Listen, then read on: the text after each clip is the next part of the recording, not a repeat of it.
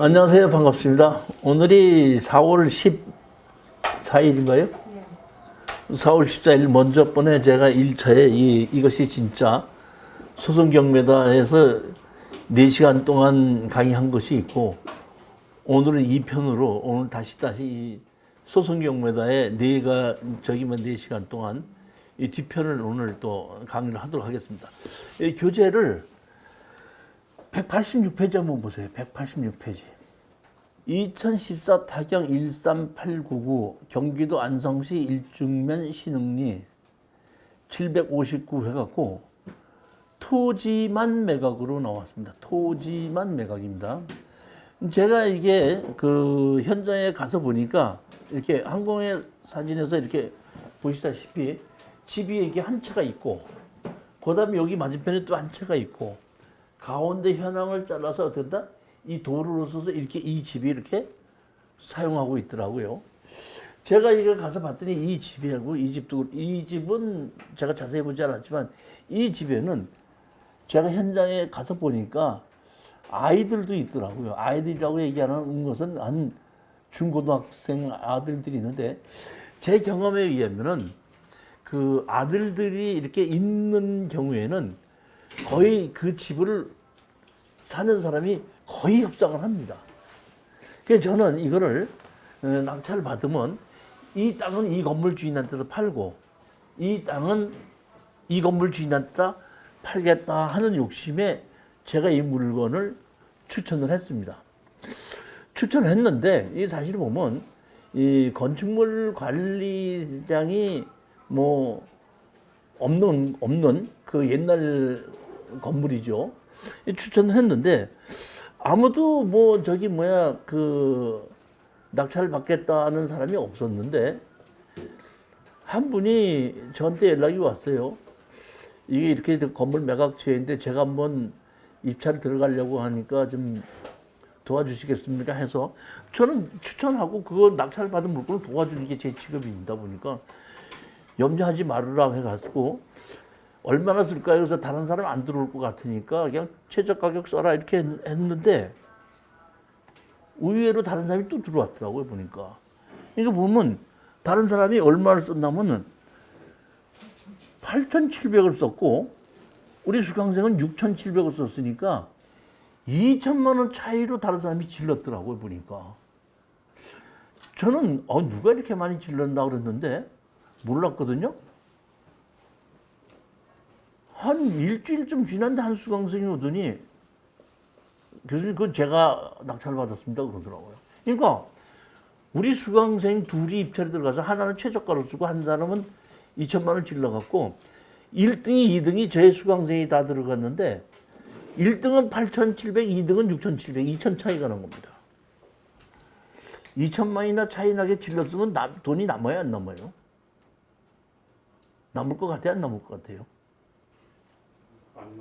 안 남을 것 같아요?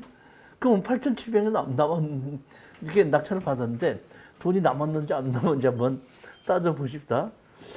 제가 그 여러분한테 계속 얘기하는 게 그거 아닙니까? 보면 파는 방법이 있는데 파는 방법이 3가지가 있다.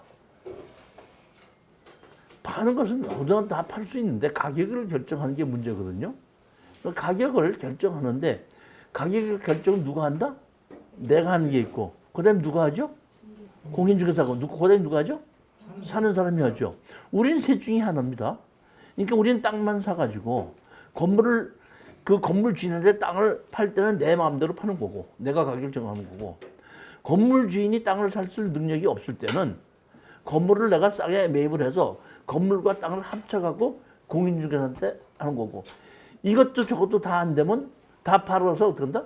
현금으로 나누자 그러면 경매로 가게끔 되는 겁니다. 이게 셋 중에 하나인데, 저는 이 물건은 건물 주인이 사는 걸로 봤습니다. 그리고 추천했는데 그분이 그렇게 얘기를 하길래 저는 8,700만 원에 좀 질렀기 때문에 의외로 이 당시는 지금 2016년도니까 지금부터 한 4년 전이기 때문에 이 특수경매 물건을 하시는 분이 별로 없었어요. 지금은 보면 제가 이게 유튜브도 강의를 하고 많이 하다 보니까 특수 경매로 많이 들어오고, 뭐 보통 보면 4대1, 5대1 되는데 이 당시는 거의 이런 물건을 일반인들은 들어가지 못했기 때문에 거의 한 건데 이분이 그 낙찰을 받았다 그러길래 의회에다 해놓고 제가 잔금을 내고 오십시오 했더니 잔금을 냈다 그러더라고요. 그래서 내가 처리를 해드릴게 하고 제가 이제 현장을 갔습니다. 현장을 가서 제일 먼저 여기 보시면은 이 집 있죠. 차를 앞에다 대놓고 이 집에 가서 제가 문을 두드렸더니 그 젊은 한 고등학생쯤 되는 남자애가 나오더라고요. 어떻게 오셨습니까? 하길래 내가 어른 계시냐 여기 이 땅을 경매로 낙찰받은 사람이다 그랬더니 잠깐만 기다리세요 그랬더니 조금 있다가 남자 어른이 나오시더구만요 보면. 그러더니 어떻게 오셨습니까? 이렇게 얘기를 하길래 제가 이 땅을 경매로 낙찰받은 사람이다 그랬더니 저한테다가 그 자기 아이들이 있고 뭐 해서 그런지 바깥에서 나가서 얘기합시다. 그리고 여기 앞에서 이 길로 나왔습니다. 거기 지금 집 주인 되십니까? 그래서 예 그렇습니다. 그럼 뭐 낙찰을 받았는데 어떻게 하면 좋습니까? 어떻게 하실 겁니까? 얘기를 했더니 이분이 이러시더구만. 제가 보기에는 40대 후반 정도쯤 연세가 드신 분인데 저한테 이렇게 얘기하더구만요. 제가 사실은 몇 년 전에 그 위암에 걸렸어 갖고 이것이 경매로 팔리게끔 됐습니다. 근데 다행히 그 위암을 완치를 해서 작년서부터 제가 다시 일을 하고 있습니다. 죄송하지만은 다른 땅은 말고 내가 이렇게 집을 짓고 있는 이 땅만큼은 내가 다시 살 수 있도록 해주시면 안 되겠습니까? 이렇게 얘기를 하더라고요. 사실 저는 처음부터 낙찰 받을 때 그 건물 주인한테 땅을 팔려고 마음을 먹었던 거 아닙니까? 그러니까 상대편이 그렇게 얘기하니까 저는 더 잘 된 거죠. 그러니까 아유 그렇게 해서 땅을 다시 사신다면은 당연히 제가 건물 주인한테 팔죠. 그리고 건물 주인이 사신다 그러면 제가 가격도 10%를 DC해 드리겠습니다. 제가 이렇게 얘기를 했죠. 그랬더니 이분이 저한테 이렇게 얘기하시더만요. 그렇게 얘기해 주시니까 너무 감사하고 고마운데 지금 일을 시작을 했긴 했지만은 제가 이것을 목돈으로 다 주고 한꺼번에 살 수 있는 경제적 능력은 안 됩니다. 조금 좀 시간을 넉넉하게 주셔야 됩니다. 이렇게 얘기하시길래 제가 그분한테 얘기를 했죠. 그건 뭐 내가 넉넉하게 시간을 드리고 1년이고 1년 반이고 시간을 드릴 테니까 분명히 돈을 줄 수 있는 날짜를 정확하게 정하고 그 날짜를 반드시 지켜주셔야 됩니다. 그때 가서 또 뭐 돈이 안 됩니다. 이렇게 얘기하지 마십시오. 이런 식으로 얘기했더니 감사합니다 하고 인사를 하더라고요. 그런데 그때쯤 되다 보니까 저녁이 조금씩 지기 시작하는데 어떤 분이 이 길로 자전거를 타고 지나가더만. 그랬더니 외지인 나하고 그 사람하고 얘기를 하고 있으니까 그 자전거 지나가는 사람이 누구야? 누구하고 뭐 그렇게 심각하게 얘기를 해? 이렇게 자전거 타고 가시는 분이 저하고 얘기하는 분한테 얘기를 하더구만. 그러니까 그분이 이분이 우리 그 땅 살고 있는 땅 낙찰을 받았는데 내가 건물을 내가 깔고 있는 땅 나한테 좀 팔아달라고 했더니 그렇게 해준다고 그랬고 일시불도 아니고 가격도 이렇게 시간도 넉넉하게 준다 그래서 고맙다고 그러고 가격도 한 10% 깎아준다고 그래갖고 그런 얘기하는 중이야 그랬더니 이분이 자전거를 옆에다 딱 세워놓더니 저한테 오더니 악수를 청하면서 제가 이 동네 이장 누구누구입니다. 제가 이 땅 경매로 나간 거 알고 있는데 만약의 경우에 건물 주인한테다가 땅을 팔겠다고만 한다면은 이분뿐만 아니라 이분한테도 내가 얘기해주고 이 도로를 쓰고 있는 사람 이 사람한테도 이렇게 얘기해서 제가 다 중개를 해드리겠습니다. 이장이 지나가다가 그렇게 얘기를 하니까 저로서는 더 좋을 수밖에 없죠. 그래서 내가 이장님한테 이장님이 그렇게 해주신다면 제가 고맙죠. 이장님 부탁합니다. 그럼 이제 이장이 해준 게 따르고 제가 10%를 깎아주겠다고 얘기는 했지 않습니까? 그래서 제가 그러면 제가 가격을 말씀드릴 테니까 그 가격에 합의가 되면 저한테 얘기를 해주시면 제가 계약을 하러 오겠습니다. 그랬더니 얼마에 파실 예정입니까? 그러길래 내가 이 동네 알아봤더니 평당 한 60만 원 가더구만요. 그 제가 한 10% 깎아주기로 했으니까 한 50만 원 정도에 해드리면 안 됩니까? 이렇게 얘기를 했더니 그 이장이 무슨 말씀하십니까? 저 동네 우리 동네 이 길 그때 그 집이 저 집. 저 집이 작년에 서울에서 살던 사람이 땅 사갖고 이사 와서 작년에 집 진 겁니다. 근데 저 사람이 저 땅 50만 원에 샀어요. 60만 원에 한다는 거 그거 잘못된 정보입니다. 50만 원밖에 안 갑니다 이 동네. 저희는 지금 땅을 20몇만 원에 샀죠. 45만 원에 팔으면 되고 40만 원에 팔으면 어떻고 뭔 문제가 있겠어요. 그래서 저는 얼른 그러시려면 50만 원이라면 제가 이장님이 그렇게 말씀하시니까 제가 믿고 그러니까 10% DCA 해드릴 그러니까 45만 원에 해드릴 테니까 그러면 그 중간에서 좀 중개 좀 해주시오. 그랬더니 아무 염려하지 마십시오. 아무 염려하지 마십시오. 그리고 어떻게 하는데? 가격금 된 겁니다. 한 3, 4일 있다가 연락이 왔어요. 저한테. 이거 45만 원에 이 도로를 쓰는 사람, 윗사람, 밑에 사람 이렇게 다 얘기가 됐으니까 계약을 하십시다. 자, 그러면 보시겠습니다. 이것을 계약하려고 그러면은 평당 가격이 45만 원은 정해졌죠. 근데 면적이 몇 평입니까? 계약을 하려면 몇 평이에요? 안 나왔죠.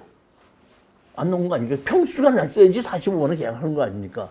그러니까 이렇게 계약을 하려면 평수를 정확하게 알아야 되기 때문에 제가 뭐 하냐면 현황 측량을 신청하자 이렇게 된 겁니다. 제가 우리 낙찰 받은 분한테 이게 평수가 정확하게 나와야 되니까 계약을 하려면은 현황 측량을 해야 되겠습니다 했더니 현황 측량하자 그래갖고 현황 측량했습니다. 그러니까 현황 측량했더니 여기 가운데 도로 윗집 밑에집 나왔죠. 나왔지 않습니까 이제. 그러니까 이제 계약은 할 수가 있어요. 면적에 의해서 계약은 할 수가 있는데 다시 말하면 면적은 알았지만은 번지수는 안 나왔죠. 그럼 계약을 하려면 번지수가 나와야 되는 거 아닙니까? 그러니까 다시 말하면 분할이 정확하게 돼야지 번지수를 맞고 계약을 하는 거 아닙니까? 그러면 할 수 없이 제가 어떻게 한다? 저거를 어떻게 한다? 분할을 해서 번지수가 나온 거 가지고 정확하게 계약을 해야 되는 거예요.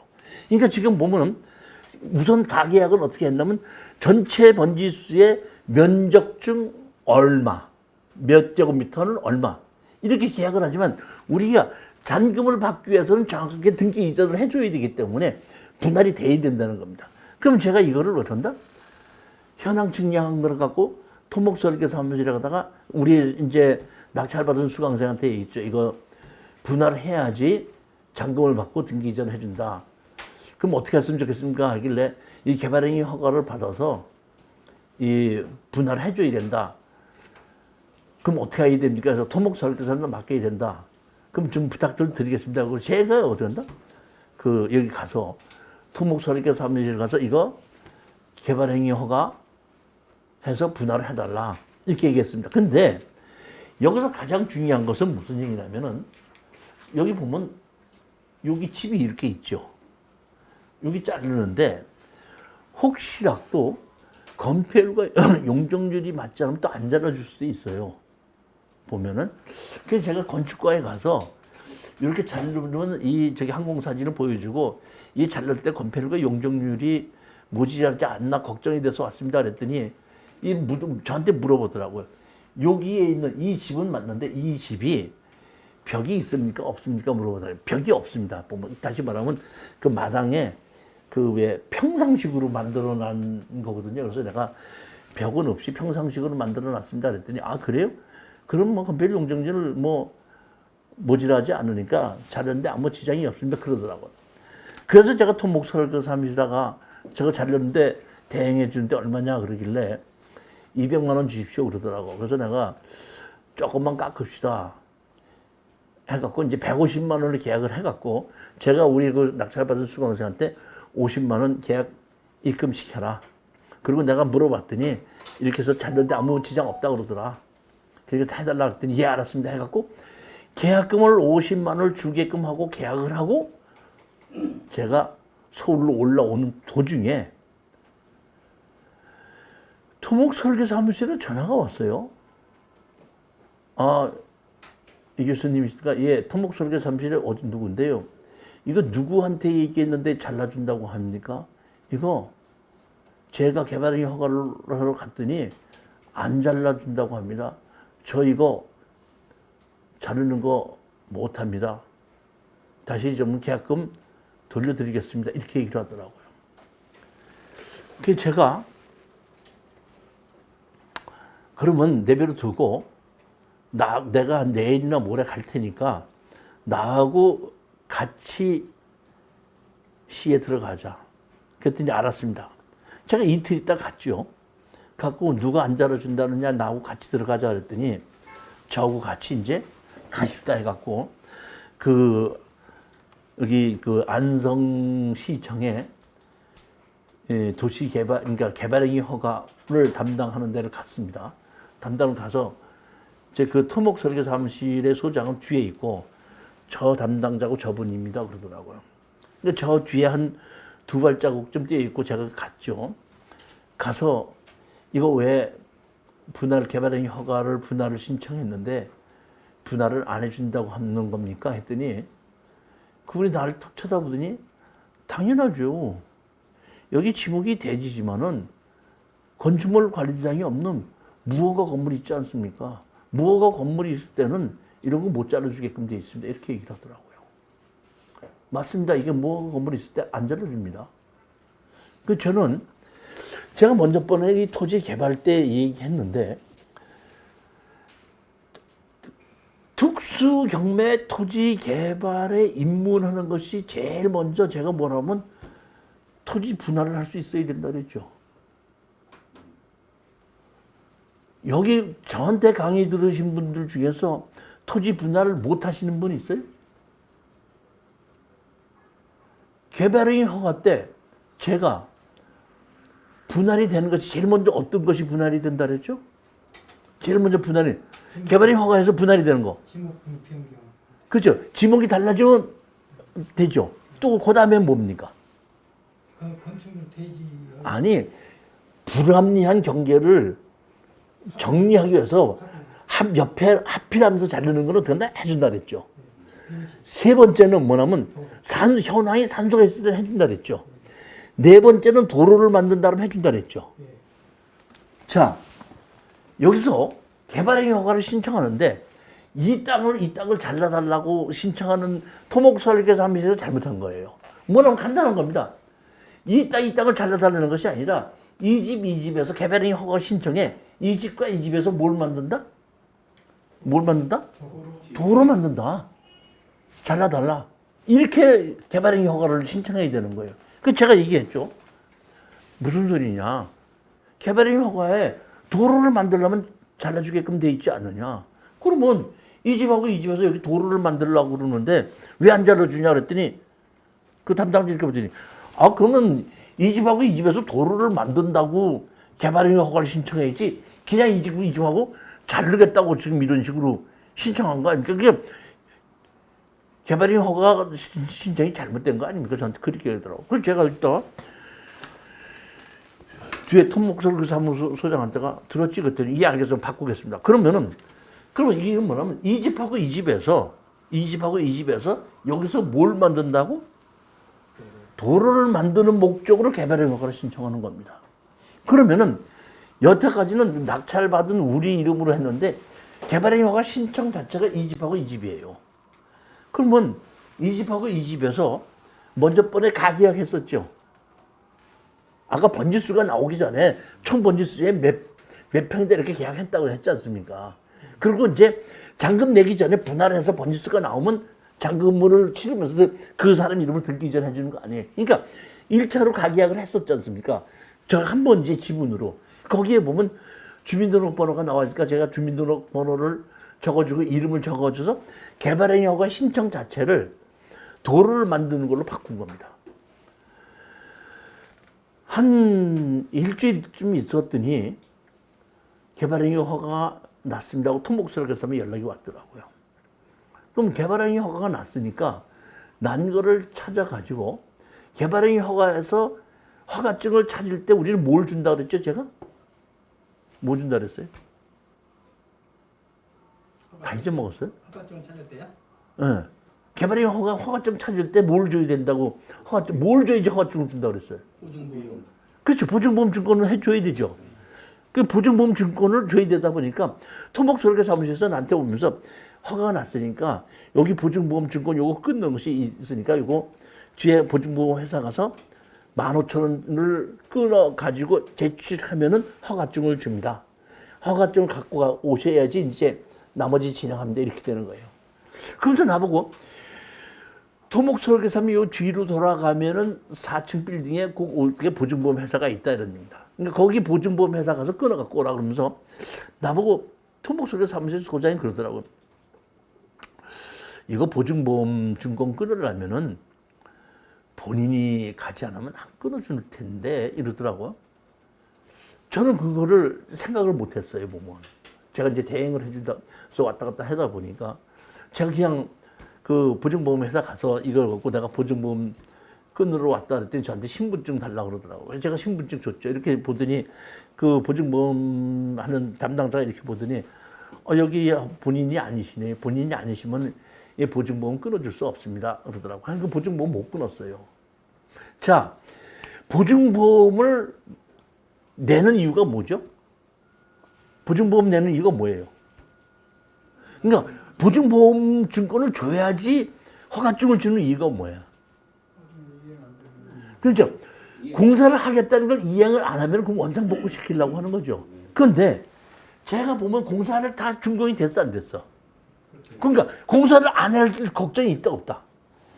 그런데 이게 제가 이 서울에서 이 안성까지 갔는데 맨손으로 그냥 들어오기가 너무 서운해서 한번 우겨보자 하고 내가 이제 그 기한 좀 달라고 이행보증보험 증권 없이 그냥 달라고 해보자고 근데 갔더니 그 앞에 있는 그 담당자차장의 담당자가 오늘 교육이라서 오늘 안 나오고 없다 그러더라고. 그럼 그 뒤에 책임자가 누구냐? 저분이래. 책임자한테 갔죠. 가서 이렇게 해서 이행보증보험 증권을 못 끊었는데 이게 이렇게 공사가 완료돼 있는 거고 공사를 완성하지 못했을 때에 완성하기 위한 이행보증보험 그러니까 공사가 완료됐으니까 이거 기한 줄 수 있지 않습니까? 그랬더니 안 된다는 거야. 그럼 공사 완료됐는데 왜 안 됩니까? 그랬더니 그럼 공사 완료됐다고 개발의 허가를 신청하지 왜 공사를 하겠다고 신청했냐 이거야. 개발을 했다고 신청한다는 것이 말이 돼 안 돼. 담당자 그렇게 하면 안 된다는 거야. 그래서 서울로 그냥 올라올까 한번 따질까 하다가 한번 따져보자 해갖고 안흥선 시청 2층으로 갔습니다. 2층에 가서 시장님 방에 들어가서 시장님 계십니까? 그랬더니 시장님 지금 외출 중이고 안 계십니다 그러더라고요. 비서가. 그래서 봤더니 맞은편에 부시장실이 있더라고요. 그 부시장실에 갔죠. 부시장님 계십니까? 그랬더니 비서가 계시긴 계신데 지금 회의 중이십니다 그러더라고요. 그러니까 회의 중이 아니라 아무나 만날 수 못하게끔 하는 거기 위해서 자기가 그 비서로서 걸러야 되잖아요. 회의 중이신데 지금 바로 들어가실 수 없습니다. 회의 중이십니다. 근데 무슨 일로 그러십니까? 무슨 일로 부시장님 찾아오셨습니까? 그러더라고요. 그래서 내가 이런 일로 찾아왔다 이렇게 얘기했더니 그 안성 부시장 그 비서가 똑똑하더라고. 이런 일은 우리 부시장님한테 얘기하는 게 아니고요. 감사관실이 따로 있어요. 제가 감사관님 불러드릴게요. 그리고 거기서 감사관을 불러두고만. 그러니까 감사관이 그냥 무슨 일이냐 했더니 이분이 민원이 있어 갖고 오신 분이 있는데 가서 좀 얘기를 하시라고 그러더라고요. 저하고 가십시다. 그래서 그 감사관실로 갔습니다. 그 민원이 뭡니까 하길래 제가 이렇게 하고 이행보증보험증권인데 이 이행보증보험증권은 이거는 공사를 이행하겠다는데 공사 다 끝났지 않았느냐. 그렇기 때문에 이거를 그냥 찾으러는데 안 해준다고 그랬더니 잠깐만 기다려 보십시오. 잠깐만 기다려 보셨더니 전화를 부르니까 아까 제가 1층에서 얘기했던 그 담당자가 올라오더라고요. 원래 그 제가 보기엔 그 감사관님이 상당히 그런 일을 많이 해서 그런지 그 좀 정리를 잘 하시더구만 보니까. 뭐라고 얘기하냐면 그 담당자한테다가 저한테다가 뭐냐면은 민원인님 말씀하십시오. 그렇게 하고 그 담당자한테다가는 민원인님이 얘기하는데 말 끊지 말고 다 들으십시오 그러더라고. 그래서 제가 아까 얘기했던 얘기 다 했습니다. 다 했더니 이 감사관이 저한테 더 할 얘기 없습니까? 예, 다 했습니다. 그랬더니 그 담당 공무원한테다가 얘기 들었죠? 예. 그랬더니 그러면 담당 공무원 답변하십시오. 그러면서 나한테다가는 담당 공무원이 답변하는데 말 끊지 마십시오. 그러더라고. 예, 알았습니다. 했더니 아까하고 똑같은 얘기야. 왜 공사를 다 했다고 신청하지? 하겠다고 신청했냐? 그러니까 하겠다고 신청해서 이행보증보험증권 끊어라 이런 얘기입니다. 제가 그 얘기 끝나자마자 이렇게 얘기를 했습니다. 여기 우리 개발행위 허가에 이 허가증에 보면은 2명이 신청했는데 그 앞에 그 저기 뭐야 주민등록번호가 뒷번호는 안 나오는데 앞번호는 나오잖아요. 앞번호 사람이 34년생이야 보면 여기 34년생이 이 집주인이 이 도로를 하겠다고 개발행위 허가 신청한 거다. 그러면 이 이행보증보험 15,000원을 끊으려면 하면은 본인이 와야 되기 때문에 이 34년생이 이행보증보험 15,000원짜리 끊기 위해서는 앰뷸런스를 타고 와서 끊어야 된다. 이게 말이 되느냐?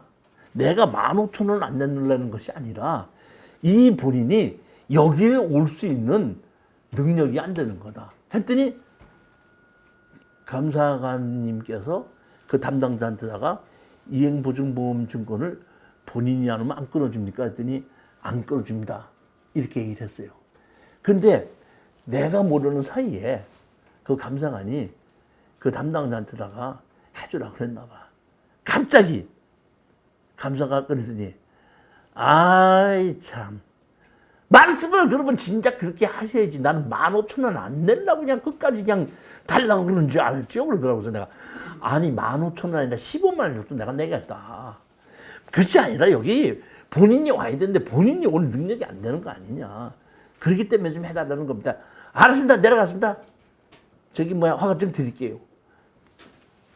내려갔습니다. 내려갔더니 뭐 그 시 뭐 내라고 해갖고 8,000원짜리 뭐 하나 고지서 내갖고 주길래 갖다 줬더니 허가증을 주더라고 개발행위. 그러니까 이행보증보험증권 없이 그 허가증을 받는 거야. 그러니까 개발행위 허가는 반드시 이행보증보험증권을 제출해야지 허가증 주지. 제출하지 않으면 허가증 안 주고 이행보증보험증권 반드시 누가 가야 된다?